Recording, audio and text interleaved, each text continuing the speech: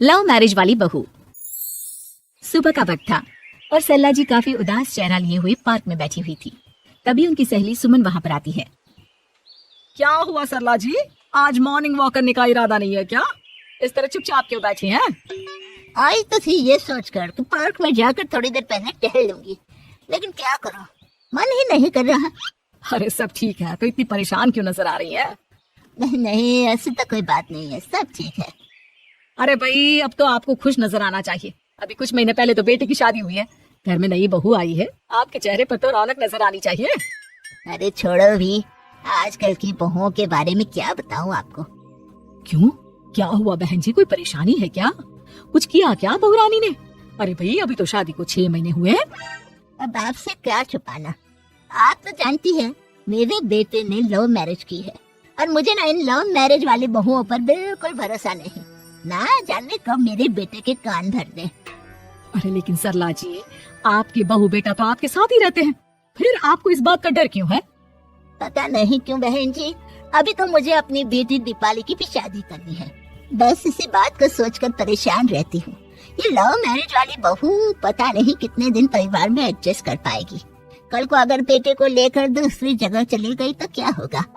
अरे हाँ, याद आया, दीपाली तो दिल्ली में नौकरी करती है ना? हाँ हाँ, बहुत अच्छी नौकरी लगी है उसकी।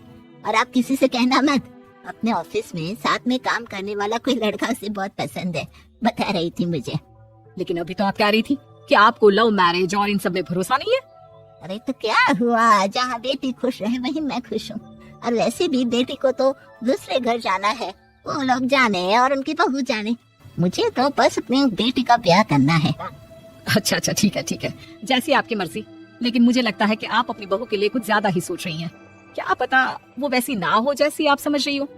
सरला जी अपनी जगह से उठते हुए कहती है, अब ये तो भगवान जाने, बस मेरी बेटी दीपाली की शादी उसकी पसंद से हो जाए तो मैं गंगा नहा लूं। चलिए बहुत देर हो गई है, मैं भी अब घर जाती हूँ। अच्छा अच्छा ठीक है, मैं भी चलती हूँ। अगले दिन जब सरला जी अपने घर पर बैठकर चाय की चुस्कियां ले रही थी, तभी उनकी बहू वहां पर आती है।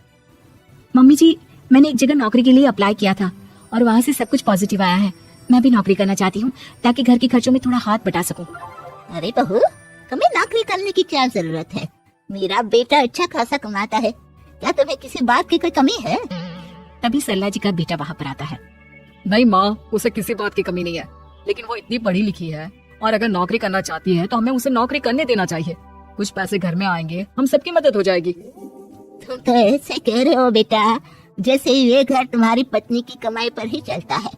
अरे नहीं नहीं मम्मी जी, इनके कहने का ये मतलब नहीं है, बस मेरी ही नौकरी करने की इच्छा थी, इसलिए आपकी परमिशन चाहते हैं। अब भाई, मेरा बेटा तुम्हें लव मैरिज करके घर में लाया है, मैं तुम्हें कुछ कैसे कह सकती हूँ? जो मर्जी आए करो। सरला जी का बेटा और बहू वहाँ से चले जाते हैं। अब उनकी बहू नौकरी करना शुरू कर देती है। कुछ ही दिन बाद सरला जी की बेटी दिल्ली से अपने घर आती है और अपनी माँ से कहती है, माँ मैंने आपको बताया था ना, मुझे अपने ऑफिस में साथ काम करने वाले एक लड़के से बहुत प्यार है, मैं उससे शादी करना चाहती हूँ। माँ हाँ हाँ, तो मैंने कब मना किया? अगर तुम उसे पसंद करती हो तो उसके घर वालों को कहो, हम आपस में बात करके तुम्हारी शादी तय कर देते हैं। अरे लेकिन माँ, एक बहुत बड़ी परेशानी है। क्या परेशानी है बेटा? माँ, वो लड़का बहुत अच्छा है, लेकिन कुछ ज्यादा ही पैसे वाले घर से हैं उसके माँ बाप। उन्हें मेरे और उसके रिश्ते से वैसे तो कोई परेशानी नहीं है, लेकिन वे चाहते हैं कि शादी 5 स्टार होटल में हो। अरे ऐसे कैसे, हम तो मिडिल क्लास लोग हैं, हमारे लिए 5 स्टार होटल में शादी करना कोई आसान काम थोड़ी ना है। लेकिन माँ मैं क्या करूँ, मैंने उनसे बात करने की बहुत कोशिश की, बस एक इसी जगह बात अटक गई है। साफ साफ कह दो बेटा, शादी करनी है तो ठीक है, लेकिन ये 5 स्टार में शादी करने वाली शर्त में नहीं मान सकती। अरे कैसी बात कर रही हैं आप मम्मी जी, अगर दीपाली को कोई लड़का पसंद है तो हम उनकी शादी के लिए पूरी कोशिश करेंगे, और अगर बात पैसों की है तो कोई परेशानी नहीं है। हाँ हाँ, तुम्हें तो बस बहुत आसान लगता है सब। जिस तरह तुमने मेरे बेटे से इतनी आसानी से शादी कर ली, सारे काम उतने आसानी से नहीं होते, समझ में आया? हर काम करने में पैसे लगते हैं। लेकिन माँ, मैं उस लड़के को बहुत पसंद करती हूँ। सही बात है बेटा, लेकिन तुम उस लड़के से साफ साफ कह दो, अगर उसे तुमसे शादी करनी है तो अपने घर वालों को मनाए, अगर नहीं मना सकता तो तुम दोनों अपनी गृहस्थी अलग से कहीं सेट कर लो।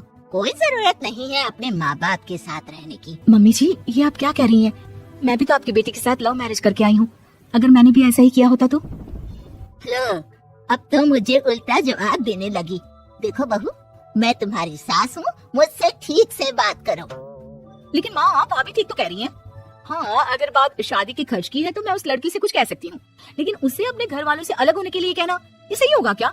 आप तो समझिए माँ। और वैसे भी मम्मी जी, मैंने कुछ महीने पहले जॉब करना शुरू कर दिया था और अपनी पूरी सैलरी बचा कर रखी है। आप चिंता मत कीजिए, मैं दीपाली की शादी में कोई कमी नहीं होने दूंगी। तुम अपनी सारी तनख्वाह मुझे मेरी बेटी की शादी का खर्च करने के लिए दे दोगी? हाँ माँ, मैंने भाभी को पहले ही सब कुछ बता दिया था और वो इस बारे में सब कुछ जानती थी, इसीलिए उन्होंने पहले ही नौकरी करनी शुरू कर दी ताकि मेरी शादी धूमधाम से हो सके। तभी सरला जी का बेटा वहाँ पर आता है। देखा माँ, जैसा हम हर समय समझते हैं वैसा होता नहीं है। आपको लव मैरिज करने वाली बहू से नफरत थी ना, लेकिन अपनी ही बेटी की लव मैरिज पर आपको कोई एतराज नहीं था। ये तो गलत बात है ना। हाँ बेटा, सही कह रहे हो तुम। बहू, मुझे माफ कर दो, मैंने तुम्हारे बारे में गलत सोचा। आज से मैं बहू और बेटी में कोई फर्क नहीं करूंगी और अपनी लव मैरिज वाली बहू से तो बिल्कुल नफरत नहीं करूंगी।